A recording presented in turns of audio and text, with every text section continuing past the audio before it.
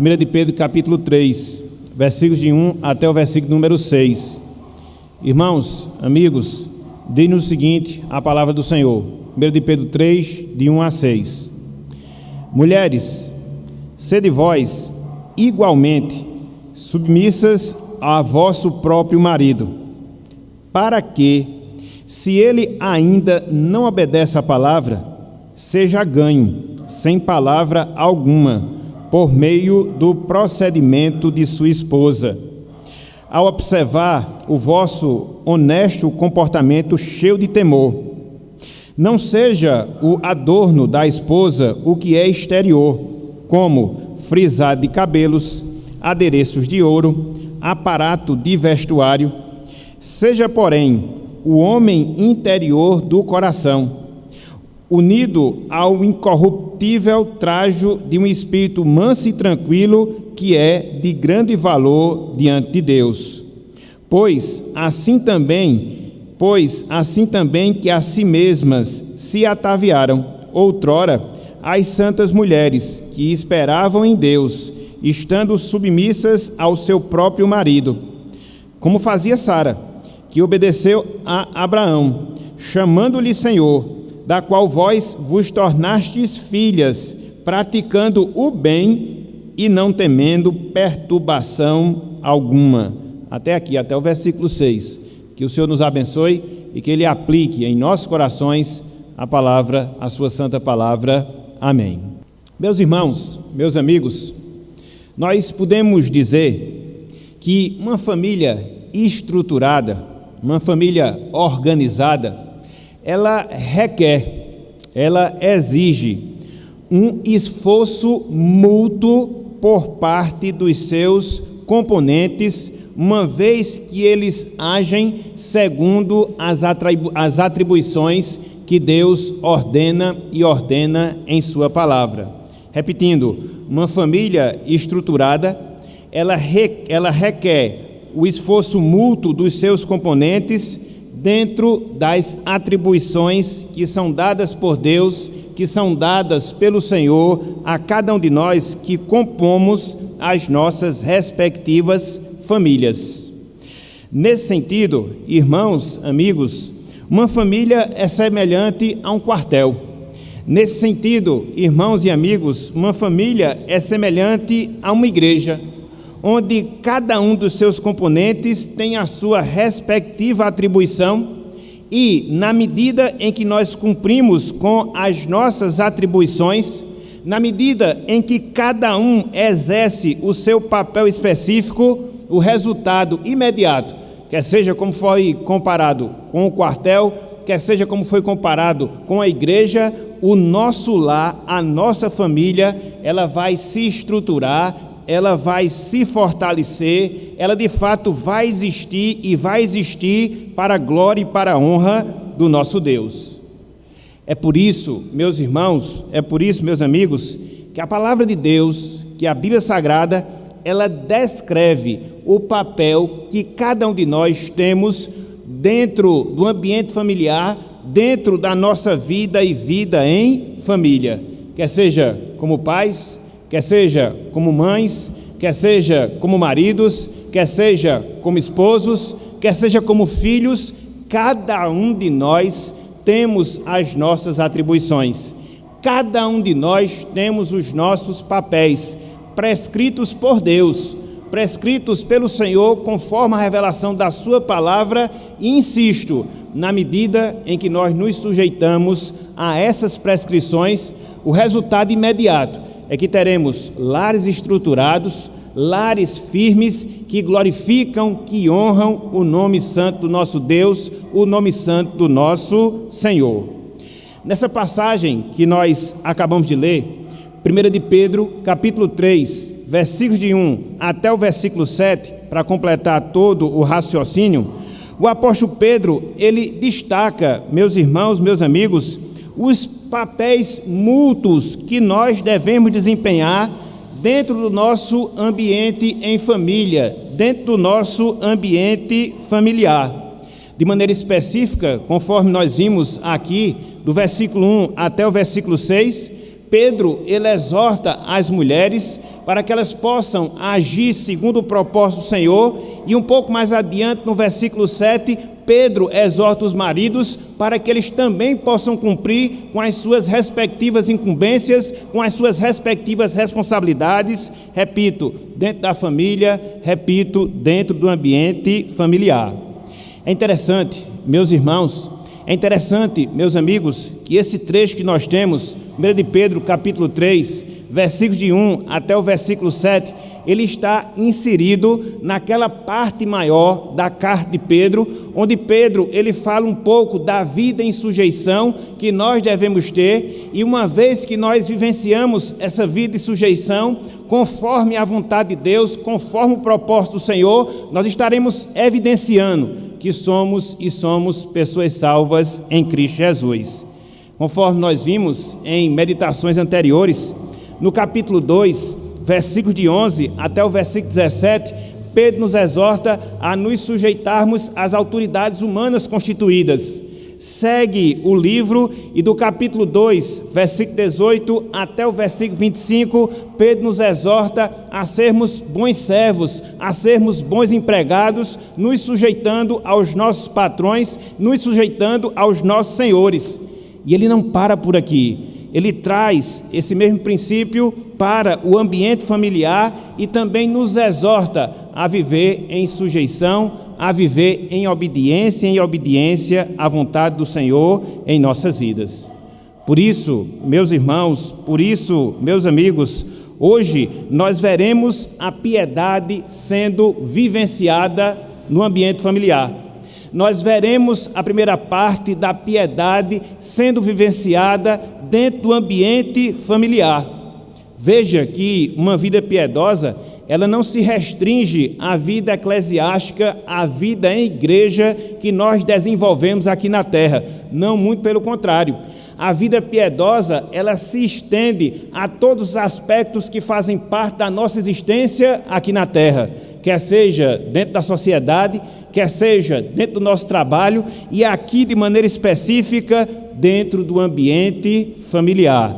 Então, vida cristã, então, vida de santidade, então, vida de piedade é algo que se manifesta nas mais variadas facetas, nos mais variados aspectos da nossa vida aqui neste mundo, da nossa vida aqui nesta terra. Hoje, nós focaremos as responsabilidades das esposas. Hoje, nós focaremos a nossa meditação nas responsabilidades das nossas mulheres como esposas, das nossas mulheres como donas dos seus respectivos lares. Mas nós não vamos parar por aqui. Se Deus assim permitir, daqui a 15 dias, nós vamos voltar o nosso foco para os homens e ver tudo aquilo que Deus fala, as responsabilidades que Deus requer, tanto de um como de outro. Por isso, meus irmãos, por isso, meus amigos, tanto hoje como na nossa próxima meditação, o título da nossa pregação será o mesmo: Vivendo em Sujeição Familiar. O título da nossa meditação será o mesmo: Vivendo em Sujeição Familiar. Repetindo, hoje focando no papel e na responsabilidade que é atribuída às esposas, às mulheres. Então, quando nós olhamos aqui para esse trecho de 1 Pedro capítulo 3, versículos de 1 até o versículo 6, nós podemos detectar, nós podemos encontrar pelo menos 1, 2, 3 pontos que dizem respeito à vida de sujeição no lar, que dizem respeito à vida de sujeição em família. E aqui nós iremos concentrar a nossa atenção destacando justamente esses 3 pontos. Em primeiro lugar, meus irmãos, em primeiro lugar, meus amigos, nós encontramos aqui nesse texto a exortação à sujeição.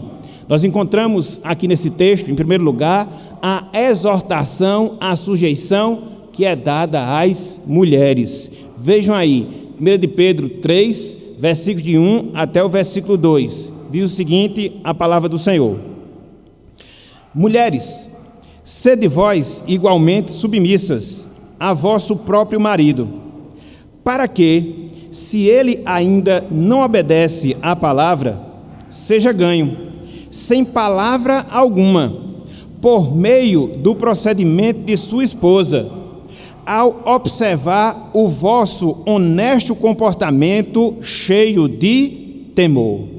O que é que nós temos aqui nesse trecho? O que é que nós temos aqui nesses 2 primeiros versos da passagem que está adiante de nós? A exortação, meus irmãos, a exortação, meus amigos, que Pedro faz às esposas crentes para que elas se sujeitassem aos seus próprios maridos, para que elas se sujeitassem aos seus próprios esposos. Isso fica muito claro, isso fica muito tácito na passagem que nós temos diante de nós. Conforme nós acabamos de falar, essa exortação que nós temos, sobretudo do versículo 1, ela está relacionada às demais exortações que Pedro havia feito anteriormente. É por isso que no versículo 1 nós encontramos a expressão igualmente. Pode ver logo no início da passagem que Pedro ele fala: mulheres, sede vós igualmente submissas. Por que ele usa essa expressão igualmente? Porque ele havia falado da sujeição que nós devemos ter às autoridades constituídas. Porque ele havia falado da sujeição que nós devemos ter aos nossos senhores. Então, ele segue nessa mesma linha de raciocínio, ele segue dentro dessa mesma perspectiva, mostrando que essa sujeição, ela também deveria ser vista no ambiente familiar, de maneira específica, ela deveria ser vivenciada em relação às mulheres. A exortação é muito clara, a exortação ela é muito direta, ou seja, que as mulheres crentes, elas deveriam se submeter aos seus próprios maridos, aos seus próprios esposos. Diante disso, nós podemos nos indagar, sobretudo nesse mundo que é influenciado pelo pensamento feminista, que infelizmente desgraça muitas coisas. E diante disso, nós podemos nos perguntar, mas o que é sujeição? Que ordem é essa que Pedro está dando às mulheres? Na prática, o que é que isso significa? Nós podemos dizer, em primeiro lugar, o que não é sujeição, para posteriormente nós podermos dizer o que de fato é sujeição. Vamos começar pelo que não é. Sujeição não é, meus irmãos, meus amigos, agir por medo ou insegurança. Sujeição não é agir por medo ou insegurança. Não é isso que Pedro está aqui falando, não é isso que Pedro aqui está dizendo. Mas não só isso, sujeição não é a extinção da vontade própria. Pedro não está ordenando que as mulheres elas extingam a sua própria vontade. Não é isso que Pedro está ensinando. Mas o que é verdadeiramente sujeição? Na prática, qual é a ordem que Pedro está dando aqui? Simples, meus irmãos. Simples, meus amigos. Pedro ele está exortando as mulheres a agirem na sua missão. Que missão? De esposas. Que missão? De mães dos seus filhos. Que esposas? Que missão? De chefes e chefes das suas casas, de chefes e chefes dos seus lares.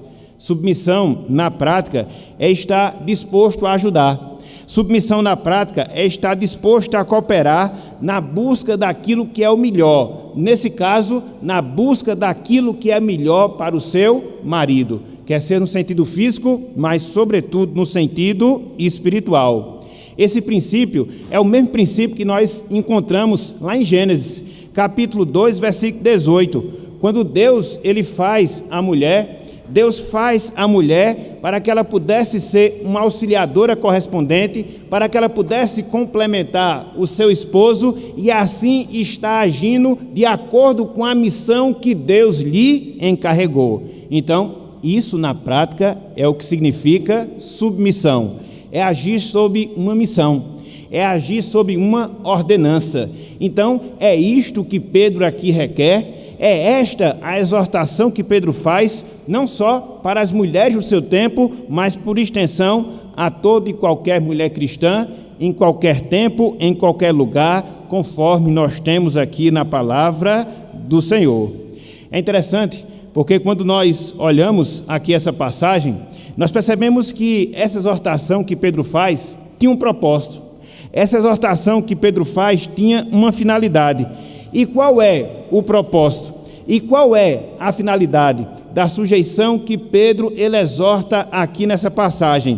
Para que a mulher ao agir dessa forma, para que a mulher, ao agir dessa maneira, ela pudesse ganhar o seu marido sem palavra alguma. Ela pudesse ganhar o seu marido sem palavra alguma. É por isso que o texto diz, para que, se ele ainda não obedece à palavra, seja ganho. Dentro da realidade da vida do apóstolo Pedro, havia muito isso, aquilo que nós chamamos de casamentos mistos. Ou seja, muitas vezes havia uma família, muitas vezes havia um casal que viviam na prática do paganismo, e aí, pela graça do Senhor, pela graça de Deus, muitas esposas, muitas mulheres, elas eram ganhas para Cristo, elas abraçavam o Evangelho, contudo, os seus respectivos esposos ainda permaneciam dentro da idolatria, ainda permaneciam dentro do paganismo. E qual é a prescrição que Deus, e qual é a prescrição que Pedro faz a essas mulheres? Que elas se sujeitassem e sujeitassem aos seus respectivos maridos. É claro que essa sujeição, ela deve ser vista como subordinada àquilo que está na palavra de Deus. Não existe sujeição que venha chocar com o princípio da palavra. Não existe sujeição que venha fazer com que nós desobedeçamos a palavra. O espírito dessa exortação aqui é justamente que essa sujeição ela pudesse acontecer dentro daquilo que estava prescrito no Evangelho, dentro daquilo que estava sendo prescrito na palavra. E na medida em que as esposas se comportassem dessa forma, na medida em que as mulheres agissem dessas maneiras, elas estavam dando um bom testemunho para que elas pudessem ganhar os seus respectivos maridos para Cristo. Diante disso, a gente pode se questionar. Diante disso, a gente pode se perguntar, mas como é que pode? Salvação apenas através do exemplo de vida? Salvação apenas através do comportamento? Não necessariamente. É isso que Pedro está exortando aqui nessa passagem. O que Pedro está ensinando é que as mulheres, elas não tentassem ganhar os seus respectivos esposos na força do argumento, na discussão, no debate bíblico, não. Mas uma vez que elas pregassem o Evangelho, uma vez em que elas anunciassem a palavra do Senhor, a conduta delas, o comportamento delas pudessem se harmonizar a essa pregação e desta forma elas pudessem impactar positivamente os seus respectivos maridos. É interessante, meus irmãos, é interessante, meus amigos, que essa exortação que Pedro faz às esposas, ela faz sentido, sobretudo quando nós observamos o convívio que nós temos com pessoas muito próximas. Muitas vezes acontece isso ao longo da nossa vida. Nós convivemos com pessoas próximas, como é o caso dos nossos familiares. Muitas vezes nós falamos do Evangelho e diante de uma situação como essa, o mais sábio, o mais prudente é que uma vez que nós falemos do Evangelho, a partir do instante que nós temos esse relacionamento íntimo com essas pessoas, a gente possa se preocupar em viver a palavra, em viver o Evangelho, em dar o bom testemunho que Cristo ele requer de cada um de nós. E isto, somado a uma pregação inicial que nós devemos fazer, Deus age para que Ele possa operar salvação na vida dessas pessoas. É por isso que quando nós lemos o versículo 2, nós vemos o apóstolo Pedro complementando a necessidade que ele faz desse comportamento exemplar em relação à sujeição que as mulheres deveriam ter aos seus respectivos maridos, inclusive se eles fossem descrentes. Olha só o que Pedro fala aí no versículo 2. Ao observar, dirigindo-se àquelas mulheres, o vosso honesto comportamento cheio de temor. Então, aquelas pessoas poderiam ser impactadas. E Pedro faz essa exortação para que elas pudessem ser impactadas como? Através da postura, através do comportamento, através da conduta zelosa, da conduta piedosa das suas esposas crentes, das suas esposas servas e servas do Senhor. É interessante, porque quando nós vemos aqui essa passagem, nós aprendemos um princípio, meus irmãos. Nós aprendemos um princípio, minhas irmãs, que serve não somente para as esposas cujos maridos são descrentes, mas também para os esposos cujas esposas são descrentes, mas também para os pais cujos filhos são descrentes e também para os filhos cujos pais são descrentes. Qual é o princípio? A necessidade que nós temos de vivermos a prática da vida cristã em nossas vidas. A necessidade que nós temos de viver o Evangelho, sobretudo na vida comum do lar, sobretudo na vida de intimidade familiar, para que aquelas pessoas que convivem conosco, para aquelas pessoas que nos conhecem no sentido mais específico da palavra, elas possam observar, elas possam testemunhar a transformação de vida que Deus ele operou em nossos corações. Salvo engano, Francisco de Assis, tido na igreja romana como São Francisco de Assis, ele dizia o seguinte, olha só a frase que ele falava há alguns anos: deveríamos viver sempre o Evangelho e, em alguns momentos, esporadicamente, nós deveríamos falar do Evangelho. Deveríamos viver sempre o Evangelho e, esporadicamente, falar do Evangelho. Ou seja, a nossa preocupação básica é justamente com a vida. A nossa preocupação básica é justamente com a prática. Essa deve ser a preocupação. Este deve ser o propósito de vida que nós devemos ter em nossas vidas, aproveitando oportunidades esporádicas para falar da palavra, para que as pessoas possam ver, quer seja as nossas esposas, quer seja os nossos esposos, quer seja os nossos pais, quer seja os nossos filhos, e Deus possa impactar profundamente os seus corações. A vida em sujeição permite isso. A vida em sujeição à vontade de Deus abre essa oportunidade em nossas vidas, de vivermos o Evangelho, de vivenciarmos a palavra do Senhor e, através do nosso comportamento, impactarmos positivamente, sobretudo, aquelas pessoas que convivem intimamente com cada um de nós. Então, aqui, nesse primeiro momento, o que é que nós vemos? Aqui, nesse primeiro instante, o que é que nós observamos? A exortação. Para quê? Para vivermos em sujeição. No caso específico, as esposas, mas como um princípio que deve ser visto na vida de cada um de nós. Mas não só isso. Em segundo lugar, o apóstolo Pedro, ele fala acerca da prática da sujeição. Em primeiro lugar, ele exorta a vida de sujeição. Em segundo lugar, ele fala acerca da prática de uma vida de sujeição. Veja só, versículos 3 e também o versículo número 4. 1 de Pedro, capítulo 3, versículos 3 e também o versículo de número 4.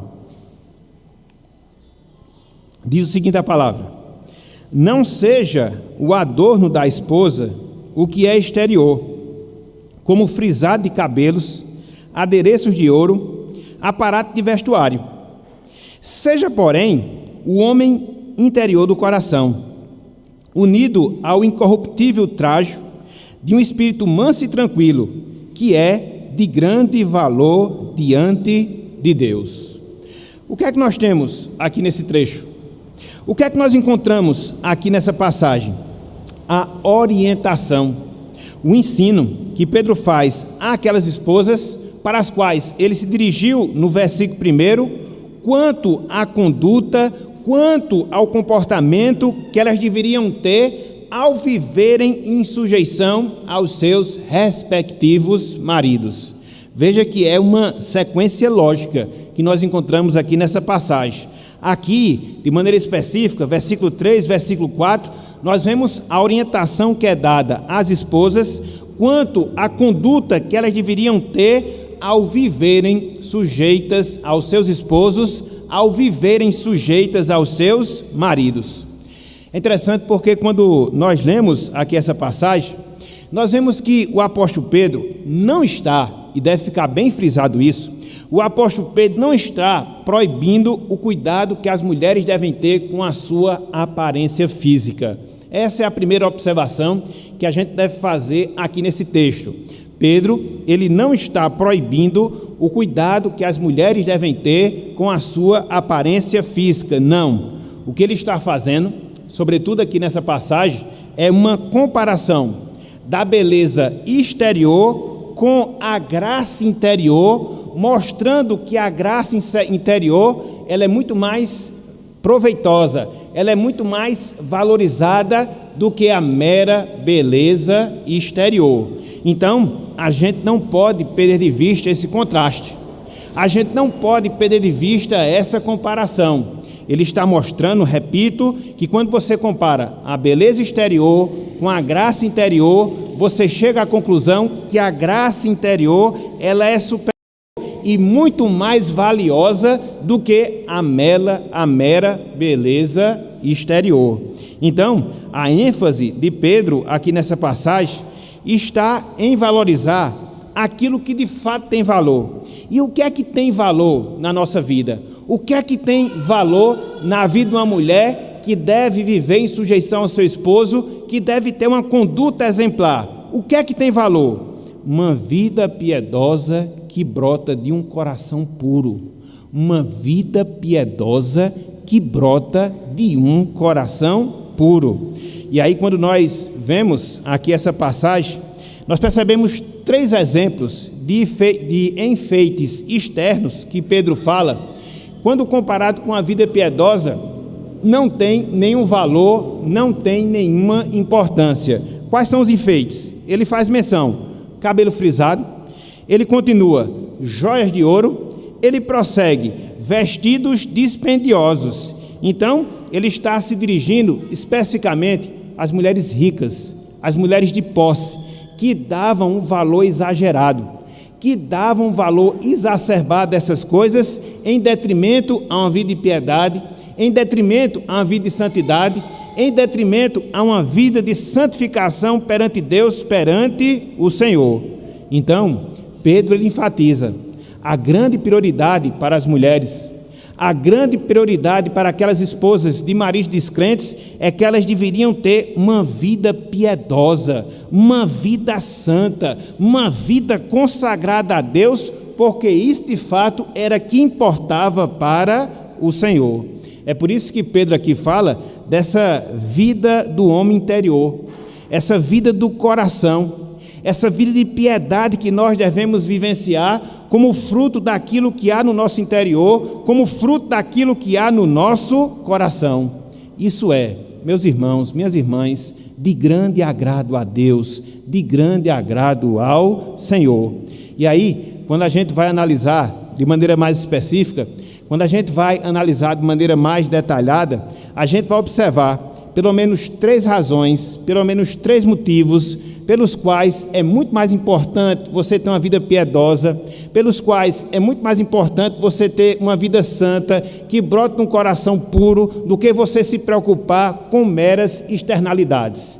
Quais são essas razões? A primeira delas, porque a vida piedosa, irmãos e amigos, ela não se desvanece como a beleza exterior. A vida piedosa, ela não se desvanece como a beleza exterior.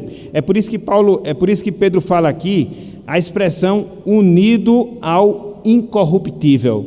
Essa palavra incorruptível significa aquilo que não muda. Essa palavra incorruptível significa aquilo que não se acaba. Essa palavra incorruptível significa aquilo que não se desgasta com o tempo. Assim é uma vida de piedade. Por mais que você avance nos anos, por mais que você chegue a um bom número de idade aqui na terra, o exterior pode até se desfazer, o exterior pode até não ser mais o mesmo, mas a vida interior, ela vai se aperfeiçoando e se aperfeiçoando cada vez mais. Então, a importância de Pedro é justamente nesse aspecto, é essa comparação que ele faz. Infelizmente, é isso que a gente vê hoje no pensamento moderno das pessoas. Preocupação exacerbada, preocupação exagerada com o exterior, com a estética, com a moda, com aquilo como você se apresenta. Repito, não é que a gente deve desprezar essas coisas, mas quando nós comparamos essas coisas com a vida piedosa, a conclusão lógica a que nós chegamos é que a vida piedosa é muito mais valiosa perante Deus, é muito mais valiosa perante o Senhor, porque ela não se acaba. Quanto mais vivemos aqui nesse mundo, quanto mais vivemos aqui nessa terra, ela vai se aperfeiçoando, ela vai nos embelezando cada vez mais, através de uma vida santa, através de uma vida piedosa. É a primeira razão. Mas não só essa. Em segundo lugar, porque a vida piedosa, ela produz um caráter tranquilo e manso. A vida piedosa, ela produz um caráter tranquilo e manso. Olha só o que Pedro fala aí no versículo: um espírito manso e tranquilo. A palavra manso que Pedro usa significa estar submisso à vontade de Deus, independente das circunstâncias, independente dos momentos que nós vivenciamos em nossas vidas. Seja o que ocorrer, aconteça o que acontecer, você está ciente que Deus está no controle e aí você se acalma. É o sentido da palavra manso aqui. Mas não só isso, Pedro ele fala também de um espírito tranquilo. A palavra tranquilo que Pedro usa tem a ver com a atitude de estar calmo, tem a ver com a atitude de estar resignado mesmo diante das tribulações. E é isto, meus irmãos, e é isto, minhas irmãs, que uma vida piedosa ela produz na nossa vida. Esse espírito sujeito a Deus, independente das circunstâncias, essa tranquilidade espiritual, independente das tribulações que porventura nós venhamos a passar nas nossas vidas. E é interessante porque essa exortação de Pedro, ela é extremamente pertinente, sobretudo para as mulheres para as quais ele escreve aqui nessa passagem, que muitas delas eram esposas oprimidas pelos seus esposos, muitas delas sofriam perseguições dos seus próprios maridos, mas dentro da perspectiva de Pedro, uma vez que elas tivessem uma vida piedosa, o espírito manso, o espírito tranquilo, iria caracterizar a vida delas, independente das tribulações, independente das dificuldades, independente dos problemas que porventura elas passassem em suas vidas. Por isso a vida piedosa é valorosa, por isso a vida piedosa ela tem valor. Em primeiro lugar, porque ela não se acaba com o tempo. Em segundo lugar, porque ela produz um espírito manso, porque ela produz um espírito tranquilo. Mas não só isso. Em terceiro lugar, uma vida piedosa, ela é de grande valor, porque Deus se agrada dela. Deus estima uma vida que é piedosa, uma vida que é consagrada a Ele. Veja o que ele fala no finalzinho do verso. Ele diz que é de grande valor diante de Deus. Finalzinho do versículo 4. Que é de grande valor diante de Deus. Essa expressão aí, grande valor, literalmente falando, significa algo valioso. Dentro da sua aplicação bíblica, dizia respeito a coisas que eram valiosas sob o ponto de vista financeiro, sob o ponto de vista material. E Pedro faz uma aplicação espiritual a essa palavra, mostrando que é de grande valor, que é algo precioso, uma vida de piedade, uma vida consagrada e consagrada a Ele. Por mais que as pessoas pudessem buscar, por mais que as pessoas desejassem buscar, no caso aqui as mulheres, objetos valiosos, Pedro diz, essas coisas perante Deus não têm o mesmo valor de uma vida piedosa. Então, aqui nós observamos o quê? A prática de uma vida de sujeição. E o que é a prática de uma vida de sujeição? É uma vida que vive em piedade, é uma vida que vive em temor, é uma vida que vive em santidade, que não se acaba com o tempo, que produz tranquilidade e mansidão, e que Deus estima, que Deus a vê como algo precioso. Por isso, a exortação de Pedro aqui nesse sentido. E diante disso, meus irmãos, diante disso, minhas irmãs, nós temos um outro grande desafio em relação às nossas vidas. Conforme nós destacamos agora há pouco, dentro de um mundo narcisista no qual nós vivemos, onde as pessoas procuram tanto aparecer, onde as pessoas gastam tanto tempo com embelezamento externo, onde as pessoas procuram cada vez mais expor o seu exterior, a Bíblia, ela anda em caminho contrário. Ela quer que nós trabalhemos o nosso coração, ela quer que nós trabalhemos o nosso interior, ela quer que nós trabalhemos a nossa vida de piedade diante de Deus, através da oração, através do estudo da palavra, através da obediência ao Evangelho, para que cada vez mais Cristo ele venha a ser visto em nossas vidas. Então, essa exortação de Pedro, ela encontra aqui uma consequência natural. Aquelas mulheres, esposas de maridos descrentes, as quais Pedro exorta que elas se sujeitassem no Senhor aos seus respectivos esposos, havia a possibilidade dos mesmos serem ganhos. Contudo, havia o compromisso da parte delas. Em que sentido? delas viverem a vida comum do lar, delas viverem uma vida de piedade. Não era garantia, mas era o comportamento que Deus esperava delas. Não é uma promessa, mas era aquilo que Deus determinava. Hajam como mulheres piedosas, vivam como mulheres santas, deem o seu bom testemunho para que seus esposos descrentes possam ver a diferença e, pela graça de Deus, eles venham abraçar a salvação. Então, é assim, meus irmãos, é assim, minhas irmãs, que também deve acontecer a cada um de nós. Buscarmos essa vida de piedade, buscarmos essa vida de temor. E quão grande desafio nós temos para que isso possa ser uma realidade nas nossas vidas. No mundo de tantos entretenimentos, no mundo de tantas ocupações, no mundo onde as pessoas buscam muito o que é o exterior, nós temos que lutar para vivermos e priorizarmos o temor de Deus na nossa vida. Mesmo que as pessoas não vejam, mesmo que as pessoas não admirem, mesmo que as pessoas não elogiem, e não vão fazer mesmo, mas viver em temor para agradarmos a Deus, vivermos em temor para agradarmos ao Senhor, com a palavra santa, com atitudes santas, com pensamentos nobres, para que a diferença ela venha a ser vista e confirmada nas nossas vidas. É assim que nós vivemos na prática em sujeição. Então, em primeiro lugar, melhor dizendo, o que é que nós temos? Uma exortação. A quê? A que vivamos em sujeição. Em segundo lugar, o que é que nós temos? A prática da sujeição propriamente dita. Mas não só isso. Em terceiro lugar, nós vemos aqui exemplos de sujeição. Exemplos de sujeição. Vejam aí, versículos 5 e também o versículo número 6. 1 de Pedro 3, verso 5 e também o versículo número 6. Diz o seguinte: pois assim também, que a si mesmas se ataviaram, se enfeitaram outrora as santas mulheres, que esperavam em Deus, estando submissas a seu próprio marido. Verso 6.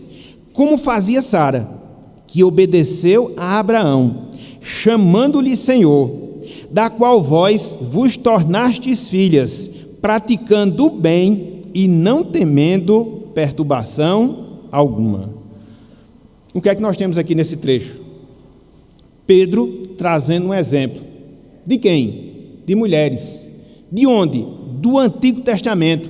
Para quê? Para fundamentar a sua exortação quanto à sujeição. A fundamentar a sua exortação para um padrão piedoso que aquelas mulheres deveriam viver, sobretudo na vida comum do lar. Aqui, nesses versos, nós observamos a ênfase do valor espiritual que Pedro aqui menciona, quando destaca os exemplos de mulheres piedosas que ele havia falado em relação ao Antigo Testamento. Mulheres as quais Pedro as chama de mulheres santas, mulheres consagradas, mulheres separadas, que viviam em espírito manso e tranquilo, que viviam esperando em Deus em toda a sua vida, em todas as suas circunstâncias. É interessante porque, fazendo menção dessas mulheres, Pedro ele destaca um exemplo específico, ou seja, o exemplo de Sara, a esposa de Abraão. E ele menciona Sara como um modelo de mulher piedosa. Ele menciona Sara como modelo de mulher consagrada ao seu marido, como mulher consagrada ao seu esposo. É por isso que no versículo 5 ele diz: como fazia Sara, que obedeceu a Abraão, chamando-lhe Senhor.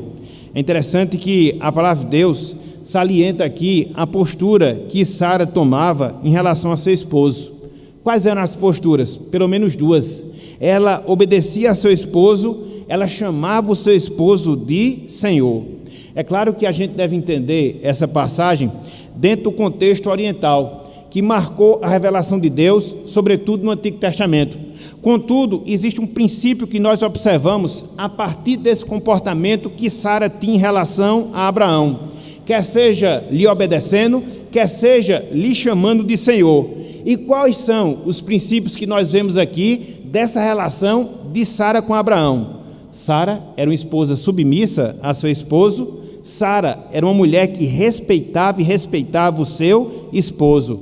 Essas duas posturas, meus irmãos, essas duas posturas, meus amigos, elas são fundamentais dentro de qualquer relacionamento conjugal, relacionamento de esposa em relação ao seu marido, que elas tenham respeito, que elas tenham submissão, porque Sara assim agiu, porque Sara assim se comportou, e é um comportamento que pode ser também seguido pelas demais mulheres. Então, o que Pedro fala aqui é uma coisa interessante, porque ele mostra que essa vida de sujeição ao esposo, porque ele mostra que essa vida de respeito ao esposo não é algo assim impossível, não, tanto é que ele traz um exemplo real, tanto é que ele traz um exemplo verdadeiro, ou seja, o exemplo de Sara. E ele mostra esse exemplo para que as mulheres pudessem seguir nesse caminho e, a semelhança do que aconteceu com Sara, elas pudessem viver em piedade.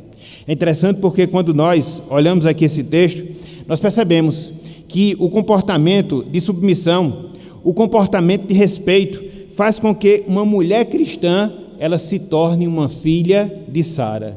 Quando uma mulher cristã ela vive em sujeição a seu esposo, quando uma mulher cristã ela vive respeitando o seu esposo, ela é tida verdadeiramente como uma filha espiritual de Sara.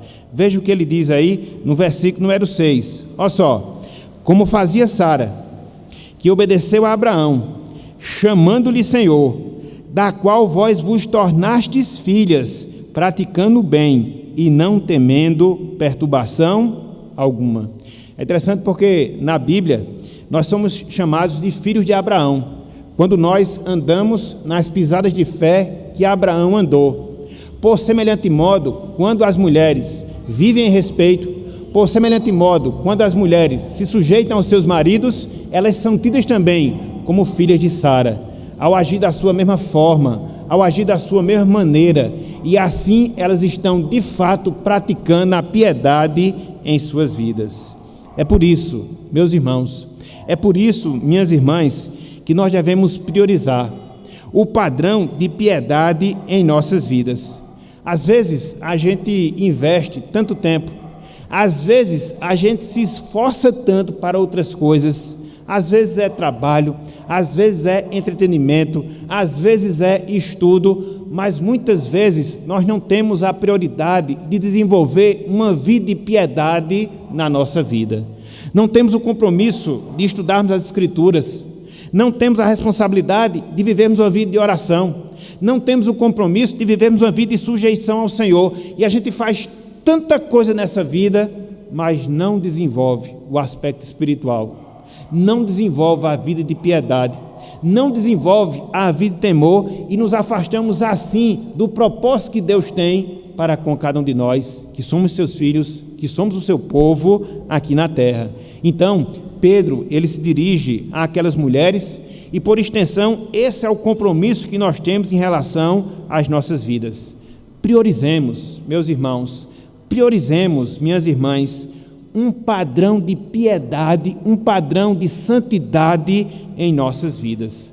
Façamos disto o propósito, façamos disto o objetivo central das nossas vidas, em vários níveis de relacionamento, sobretudo dentro da nossa casa, sobretudo dentro do nosso lar, e vejamos como Deus irá agir, como Deus ele vai trabalhar no nosso viver, não só nos chamando mais para si, mas fazendo com que nós sejamos testemunhos para a pregação do seu bendito evangelho às pessoas que não são salvas nem agraciadas com a salvação, pois isso é o que nós temos e temos na palavra do Senhor. Assim, meus irmãos, assim, meus amigos, hoje nós começamos a ver a vida de piedade que deve se desenvolver na nossa vida familiar, a partir dessas exortações que Pedro faz às mulheres. Para quê? Para que nós vivamos em sujeição, é por isso que ele nos exorta a viver em sujeição, para que nós pratiquemos a sujeição na nossa vida, para que nós sigamos os bons exemplos de sujeição nas nossas vidas. Essa é a sujeição familiar na prática. Essa é a sujeição familiar que nós devemos vivenciar em nossas vidas, dentro do nosso ambiente mais íntimo, dentro do nosso ambiente mais próximo, que é o quê?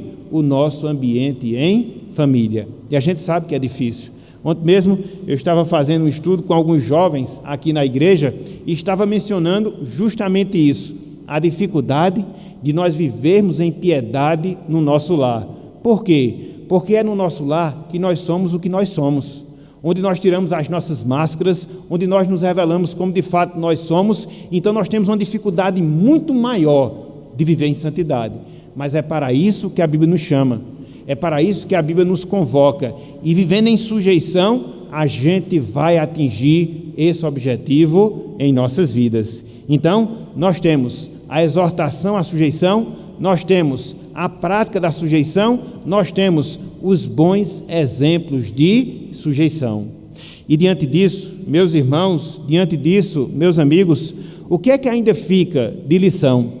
O que é que ainda fica de aprendizado para as nossas vidas? Pelo menos duas aplicações eu queria fazer nessa parte final. A primeira delas, para nós, meus irmãos. A primeira delas, para nós, minhas irmãs. Ou seja, que nós nos sujeitemos ao nosso esposo perfeito, o nosso Senhor e Salvador Jesus Cristo. Que nós nos sujeitemos ao nosso esposo perfeito, o nosso Senhor, o nosso Salvador Jesus Cristo.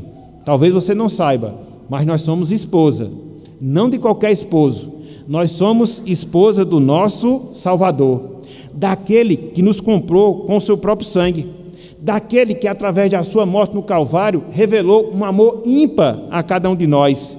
E nós precisamos cada vez mais compreender esse fato, e nós precisamos cada vez mais nos relembrar dessa verdade, porque é na medida em que nós nos lembramos dessa verdade que dispomos o nosso coração a nos sujeitar ao nosso esposo, ao nosso Senhor e Salvador, Jesus Cristo.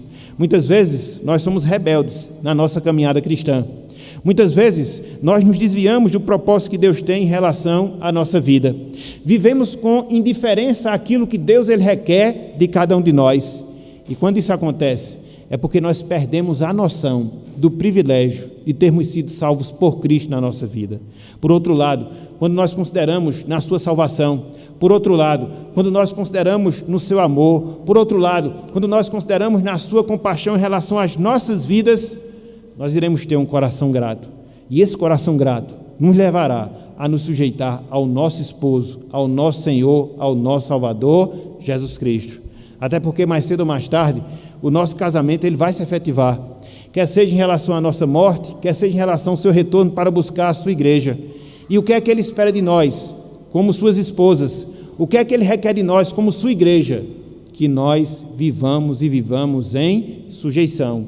Se há, dentro dos relacionamentos humanos, certa dificuldade para as esposas se sujeitarem a seus esposos, até porque nós não somos perfeitos, até porque nós somos falhos. Em relação a Cristo, essa desculpa a gente não pode dar. Em relação a Cristo, essa justificativa a gente não pode fazer. Por quê? Porque ele é o esposo perfeito, ele é o esposo amoroso, que dentro do relacionamento que tem conosco, não peca, não falha jamais. Então, uma vez que nós compreendemos essa verdade, naturalmente nós iremos dispor o nosso coração a nos sujeitar a Ele em amor, a nos sujeitar a Ele em gratidão e a viver para Ele, para a glória e para louvor do seu santo e excelso nome. Então, que hajamos assim, que procedamos dessa maneira, nos sujeitando ao nosso esposo, o esposo perfeito, o nosso Senhor, o nosso Salvador, Jesus Cristo. E para aquelas pessoas que porventura estão conosco, ou aquelas pessoas que nos assistem, ou aquelas pessoas que nos assistirão, o que é que nós temos de lição? O que é que nós temos de aplicação? Sujeitem-se à palavra de Cristo que lhes chama ao arrependimento. Sujeitem-se à palavra de Cristo que lhes chama ao arrependimento. Ouvir o Evangelho, meu amigo, ouvir o Evangelho, minha amiga, é ouvir a própria palavra de Cristo. Quando você ouve a pregação da palavra, você está ouvindo a Cristo. E é esse Cristo que lhe chama ao arrependimento. É esse Cristo que lhe chama à reconciliação com Ele, para que você se torne esposa sua aqui na terra, para que você possa comungar com Ele, para que você possa ser um só com Ele. Contudo, esse privilégio, ele não virá aleatoriamente, não, muito pelo contrário. Ele requer que você se sujeite a Ele, Ele requer que você se arrependa dos seus pecados, Ele requer que você o reconheça como o Senhor e Salvador da sua vida. Faça isso, meu amigo, faça isso, minha amiga, e hoje mesmo experimente da comunhão com Cristo, uma comunhão que vai garantir a presença de Cristo na sua vida agora, uma comunhão que vai lhe garantir a presença de Cristo por toda a eternidade. Portanto, não perca essa oportunidade. Sujeite-se a Cristo, sujeite-se à sua palavra, volte-se para Cristo, volte-se para a sua palavra e assim seja salvo por Ele e experimente da sua salvação. Esse é o desejo que nós temos para cada um de vocês, em nome de Cristo, conforme a vontade de Deus. Portanto, meus irmãos, meus amigos, que esse Deus nos abençoe, que esse Deus aplique a sua palavra em nossos corações e que na próxima oportunidade que nós estivermos, versículo 7, nós observemos a responsabilidade que recai sobre nós, maridos, dentro do ambiente familiar, dentro da estrutura da nossa casa, para que assim nós possamos cumprir aquilo que Deus ele requer de cada um de nós. Portanto, que Deus nos abençoe e que Ele aplique a sua santa palavra em nossos corações. Amém.